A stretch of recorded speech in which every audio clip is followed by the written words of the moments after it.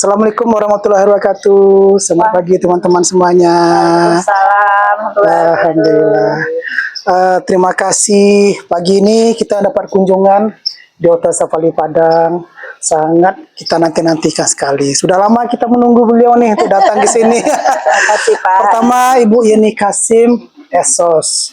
Beliau adalah mediator hubungan industrial Depnaker Kota Padang, Dinas Tenaga Kerja Kota Padang. Kemudian Ibu Yusma Linda, Eskom. Beliau adalah mediator hubungan industrial Dinas Tenaga Kerja Kota Padang. Selamat datang Bu Yeni, Bu Yus, selamat datang di Hotel Safari. Terima kasih. Teman-teman semuanya, pagi ini adalah sangat yang berharga sekali. Kita akan menggali nih informasi dari Ibu Yeni dan Bu Yusma Linda nanti. Seperti apa PHK dan bagaimana prosesnya dan apa yang terjadi di belakangnya. Begitu ya Bu Yeni ya, Bu Yusma Linda. Ibu, kita langsung saja boleh ya? Boleh, boleh, silakan Pak. Bu, kira-kira Ibu Yeni atau Bu Yusma Linda, kira-kira apa ini penyebab utama terjadinya PHK perhotelan di Kota Padang, Bu? Kalau menurut pandang saya Pak ya, selama ini penyebabnya hotel ini banyak sudah menurunnya. Salah satunya itu mungkin ada kondisi hotel misalnya hotel, terus dampaknya ekonomi yang global, pandemi, serta rekrutasi dari pihak perusahaan.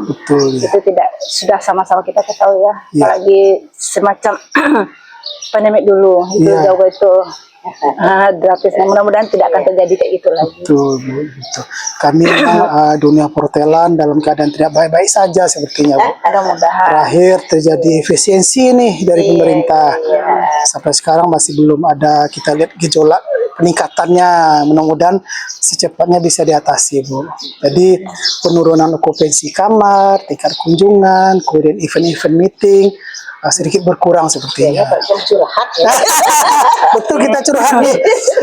Tempat yang paling tepat kita curhat nih Bu Yeni sama Linda. Mudah-mudahan curhatnya Bapak ini bisa tersalurkan.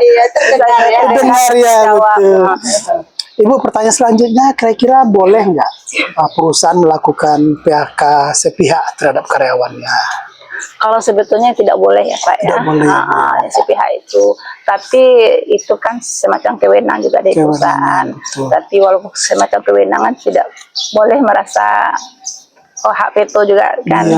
Harus ada diskusi, kesepakatan dulu.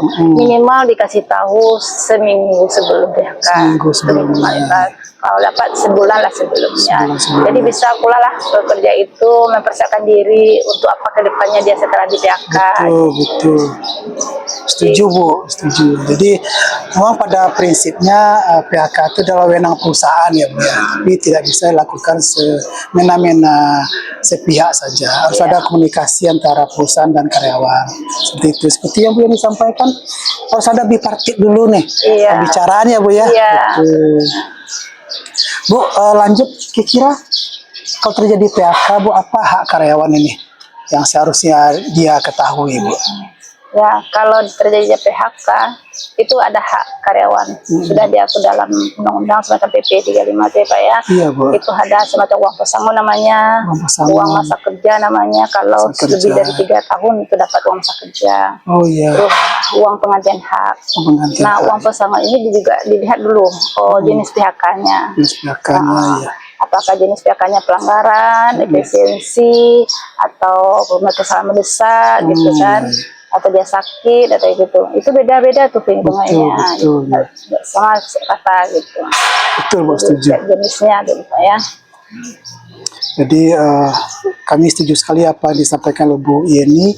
Di sana jika terjadi PHK tentu ada hak dari pekerja. Seperti tadi Bu sampaikan ada uang pesangon, uang penghargaan masa kerja, dan uang penggantian hak. Dan PHK pun berbeda-beda penyebabnya. Ya Bu ya, ada kesalahan mendesak tadi. Kalau apa itu hak itu kan ada dua nih. sebagai kontrak dengan hak pekerja tetap. Betul. Nah, bahasa kita ketenaga kerjanya PKWTT dengan PKWT. Ada yang 1T, ada yang 2T nih. Nah, yang perlu kita ketahui nih. Yang 1T itu PKWT. Nah, biasa kita itu bilangnya kontrak. Kontrak kontrak secara umumnya kita bilang. Kalau PKWTT itu 2T ya. Itu tetap. Nah, mudah cara haknya itu gitu aja. Kalau yang 1T yang kontrak itu apabila berakhir mendapatkan uang kompensasi. Nah, itu di PP 35 yang terbitnya di 2021. Jadi apabila di kontraknya di 2021, mereka mendapatkan sejak di Februari 2021. Apabila yang T-nya 2, itu yang tetap uang pesangon. Betul. Ada masa kerja dan kematian hak. Dan dua hal yang berbeda. Satu kompensasi, satu pesangon. Ya, betul. Setuju sekali teman-teman. Seperti Bu Ismelinda sampaikan, kalau T-nya 1, ini kontrak nih. Itu mendapat uang kompensasi di akhir masa kontraknya. Kalau T-nya 2 atau karyawan permanen, itu hanya mendapatkan uang pesangon, PHK masa kerja dan penggantian hak ya. Setuju sekali. Itu salah satu keuntungan dari kontrak ya Pak ya. Dulu kan lepas, habis lepas tidak dapat apa-apa ya. Pemerintah memikirkan adalah satu uang kompensasi ya, gitu. Bu, kira-kira prosedur PHK yang benar itu menurut Depnaker seperti apa, Bu? Kalau menurut yang sesuai aturan itu harus ada perundingan bipartit dulu ya Pak ya, antara pekerja dan pengusaha. Kalau betul-betul tidak terhindari lagi harus menjalankan PHK. Jika berunding pekerja dan pengusaha, gimana prosedur hak-haknya itu harus dirundingkan, harus ada kesepakatan. Jika tidak juga terjadinya kesepakatan dalam musyawarah tripartit, baru pihak di Snaker ikut menanganinya dengan adanya baru ini turun tangan dalam hal ini Denaker itu yang kewenangannya itu mediator ya betul jadi gitu Pak. Jadi kalau dengan adanya bukti risalah perundang privatik, kalau tidak ada risalah kami belum bisa juga menangani. Betul. Ya teman-teman semuanya, jadi prosedur PHK yang benar itu adalah jika terjadi PHK harus dibicarakan bipartit dulu antara pengusaha dan karyawan. Jika tidak tercapai kesepakatan, baru kita libatkan beliau-beliau ini sebagai mediator loh. Jangan ke pengawasan ya Pak ya. Ke mediator. Betul. Kalau mudah-mudahan tercapai nih kesepakatannya. Tapi kalau tidak tercapai tentu ke pengadilan hubungan kerja industrial ya Bu ya, betul ya.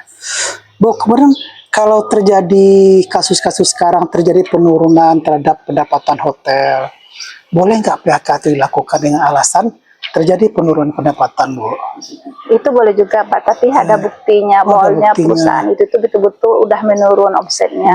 Itu harus diaudit dulu ya Pak ya. Sekarang auditnya udah mulai internal. Kalau dulu harus eksternal kan, sekarang udah dibolehkan internal. Itu harus diaudit minimal 2 tahun ya Pak. 2 tahun ya, betul. Jadi mau ngapa betul omsetnya turun selama ini itu sah saja. Tapi walaupun terjadi PHK itu tetap hak pekerja dikeluarkan juga gitu.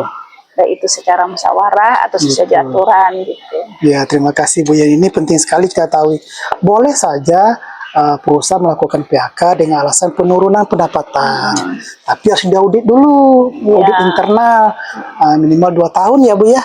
Diaudit dulu. Tapi yang paling penting kalau terjadi PHK tentu haknya harus dikeluarkan secara aturan. Uang pesangonnya yang tadi itu Bu, masa kerja dan penggantian hak. Karena perlu itu ditambahkan deh. Yang namanya ada hak tentu ada kewajiban. Betul, ada kewajiban. Betul, setuju Bu ya. Hak pengusaha PHK, kewajibannya bayar pesangon. Bayar pesangon, betul. Ibu, ini lagi ada sedikit riak-riak di industri ini, terjadi PHK massal di perusahaan-perusahaan, termasuk di hotel juga. Pandangan Ibu bagaimana ini? Jika terjadi PHK massal ini, Bu. Kalau yang bahasa itu ya, mungkin ada sebab dan akibatnya. Iya, betul. Bisa jadi kayak di hotel ini contohnya ya. Iya, betul Bu. Itu saya nampak sekali tuh di bagian hotel ini memang drastis. Malah ada beberapa hotel mau tutup ya. Iya. Di Kota Padang, baik di luar kayak Jawa-Jawa tuh udah banyak. Banyak ya, betul. Itu salah satu sebabnya mungkin penurunnya tamu atau ada apa event-eventnya udah berkurang. Betul, Termasuk kami sendiri kan sering mengadakan event kan tidak ada lagi. Iya, Itu betul, pasti ada iya. pengaruhnya. Iya. Betul, Mungkin itu betul. salah satu sebabnya, atau ekonomi tidak memadai lagi sulit. Iya. Memang sekarang industri seperti yang disampaikan tadi tidak dalam keadaan baik-baik saja. Bukan hanya di Sumatera Barat, seluruh Indonesia mungkin Bu ya. Iya.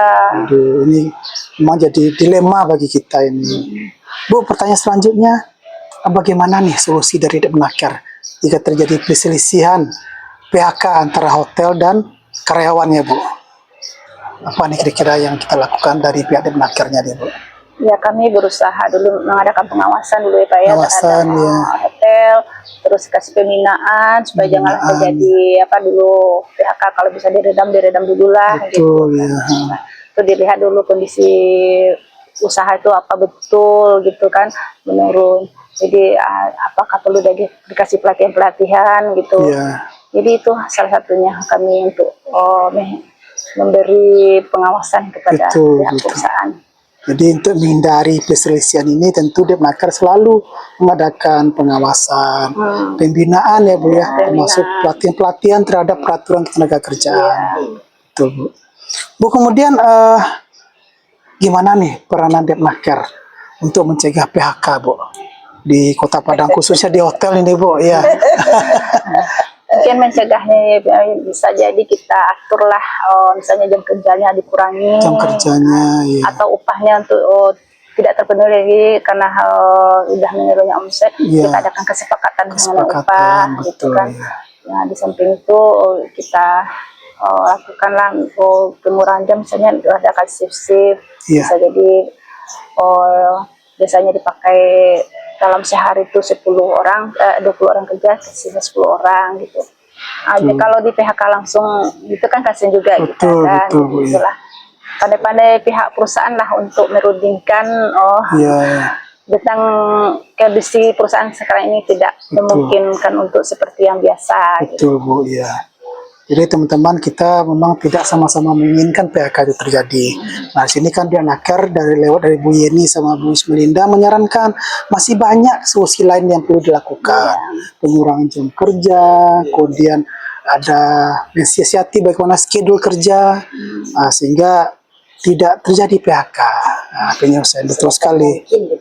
Betul Bu, ya betul, setuju sekali. Bu, ini yang terakhir nih, kira-kira sanksi nih. Apa yang terjadi atau apa sanksi apa nih terhadap perusahaan jika melakukan PHK tidak sesuai prosedur Bu kira-kira? Ya, itu sanksinya juga ada ya Pak ya, kalau sewenang-wenangnya perusahaan itu mem-PHK kan tepat prosedurnya. Bisa jadi pembatasan produksi dari pihak perusahaan atau menakutkan perusahaan, atau misalnya di stop dulu, misalnya perusahaan itu buka cabang yang kemana kita stop dulu sebetulnya.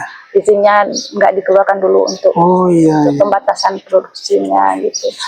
Yang paling minimal paling kecil lah sanksinya administratif ya, betul. Jadi teman-teman tentu ada seperti Bu Ismina sampaikan, ada hak dan kewajiban. Nah, ada sanksi juga. Kalau seperti itu ada sanksi administratif, kemudian naik lagi ke pembatasan ya Bu ya. Pembatasan terhadap kegiatan usaha. Bahkan nanti seperti Ibu ini sampaikan, jika terjadi pembekuan atau penghentian terhadap usaha tersebut, begitu ya Bu? Tidak mengharapkan betul. Dampaknya lebih besar lagi. Atau menghindari yang kecil, terjadi malah yang besar. Kalau sempat tertutup lah ya. Iya betul sekali. Nah, jadi teman-teman semuanya, itulah beberapa saran kemudian informasi yang kita dapatkan dari Ibu Yeni Kasim dan Ibu Ismelinda. Perlu juga yang itu. Yang satu lagi mungkin banyak yang tahu ya di pihak perusahaan.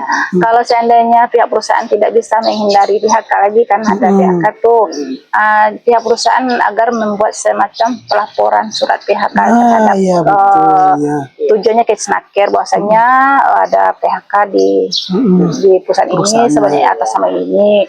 Itu tujuannya ya Pak ya, untuk para pekerja yang terkena PHK itu dapat JKP. Dapat JKP itu ada juga syaratnya Pak, harus masuk program BPJS tenaga kerja. Kalau untuk mikro itu ada 3 program, kalau untuk yang atas itu 4 program. Betul ya. Baru dapat JKP Pak ya. Iya. Jadi selama ini pihak perusahaan belum tahu ya karena tidak tahu juga ya. Banyak apanya nih baru, peraturannya baru-baru. Itu baik pihak BPJS Kesehatan juga gitu masih dipakai kartu BPJS Kesehatan itu selama 6 bulan walaupun pihak perusahaan telah memutuskan dan pihak pekerja tidak membayar tapi masih disentuh 6 bulan dengan adanya surat tadi itu Pak.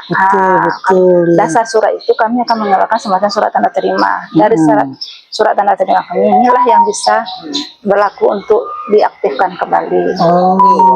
Iya. Perlu kami tambahkan ini bagi sebagian perusahaan nih. Informasi berharga ini. Jangan kadang ada perusahaan ini dia gimana ya? Gak usah melapor lah. Iya, takut ya. Ditindak atau apa ditindak. Enggak, Disnaker itu dia fungsi pembinaan.